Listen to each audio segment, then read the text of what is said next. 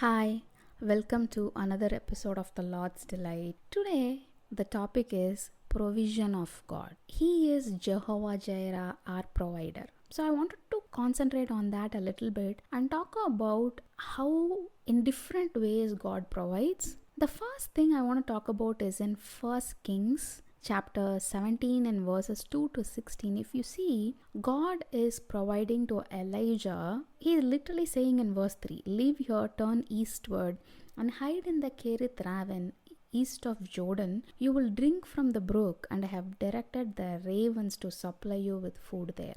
Have you seen crows sharing food with people? I'm not even able to comprehend this. This boggles my mind. The Bible goes on to say in verse 6 that the ravens brought him bread and meat in the morning and bread and meat in the evening. So God can provide for us in unnatural means. This is an example of that. Can you imagine ravens, bringing food? This just amazes me. And the next example I want to talk about is in Exodus 31, because not all provisions are financial, right?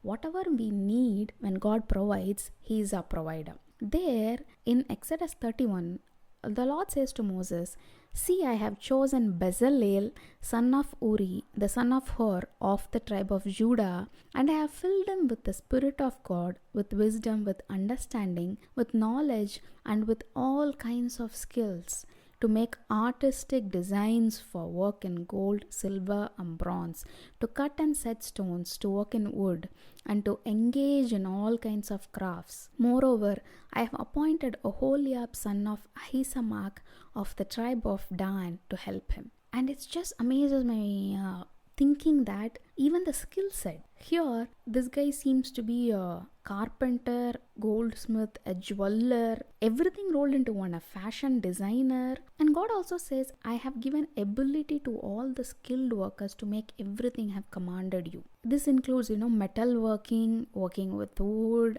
and to be able to understand and have that knowledge. God is saying, "I have given them all." So when God requires something of us and gives us a purpose and expects us to do something, He provides us with the skill set to do so. And this part is really hard for us to understand. And a lot of times, even personally, when I think of provision, I just think of finances, but that is not it. I also want to point you towards Psalm 18:34, where David says, "He, that is the Lord, trains my hands for the battle. My arms can bend a bow of bronze." Again in Psalm 144:1, David says, "Praise be to the Lord my rock, who trains my hands for war, my fingers for battle." So he acknowledges that Lord is the one who trains him for what he is required to do.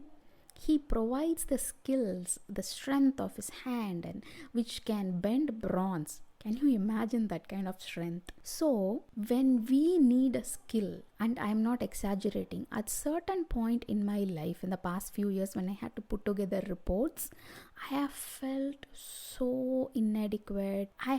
For example, let's say I think a couple of years ago, I had to put together a particular proposal for submission to a committee. I had no clue of how I will put together the actual technical details of it, how much, there will be a funding portion, because it was for a grant, a research proposal that I was trying to submit. And that inadequacy, I was like, "Lord, I have no clue, and I don't think I have the ability to do this." And I was literally on my knees crying out. And I don't know what happened. I think this was happening obviously the day before the deadline. In the middle of the night, I'm crying out, and in 2 hours, you won't believe, even I couldn't believe myself, and I still can't believe God helped me put together all the technical specifications, technical details, and the funding portion of it, how much fund would be needed, and everything together in 2 hours, which I did not think was possible.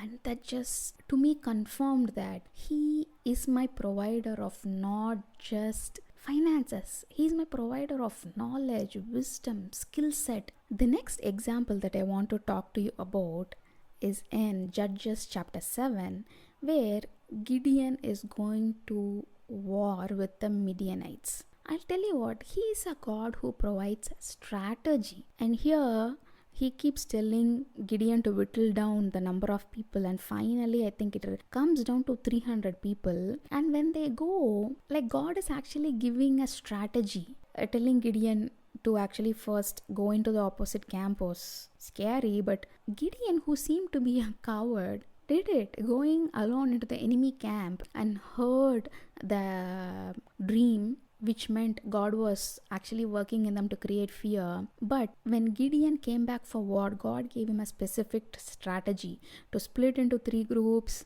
and then have a trumpet, the jars, and all these things, and they went into with a battle cry, a sword for the Lord and for Gideon. And he didn't just say to Gideon, go fight. And every time, even if you see in Joshua, when they went against Jericho or each time he gave a different strategy. He is a God of ideas as well. And I can definitely again give an example from my own life, because I never thought I'll have so many ideas for podcasts every week. Now 30th episode or whatnot, which means these many weeks. And for my blog, also for I am working on writing a book. So for all these, I feel like I am dry. I have no ideas. How much can I come up with?